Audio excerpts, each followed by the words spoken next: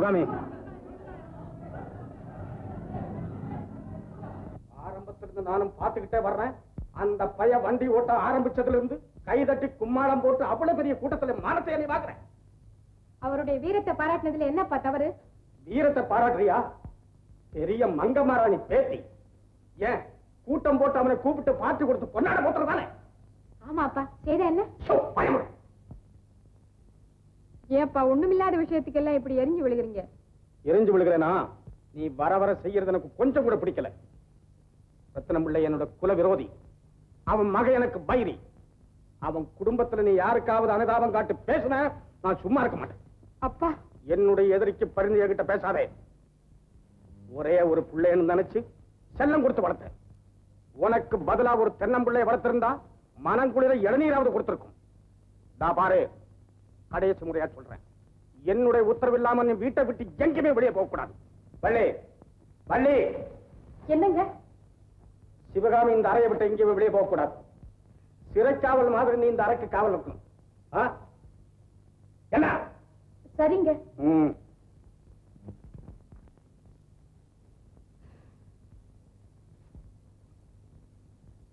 ஏண்டி, நீ எனக்கு காவலா? ஆமாமா. ஏண்டி, நீ எனக்கு காவலான்னு? சிவா, சர்வம்மா காவல் பார்க்க வந்துட்ட. காவல் மூஞ்ச பாரு.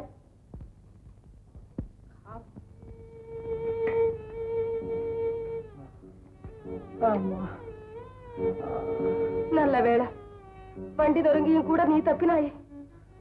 அந்த கடவுள் தான் காப்பாற்றினார். அம்மா, உங்க ஆசை இருக்கிற வரையில எனக்கு ஒரு ஆபத்தும் வராதம்மா.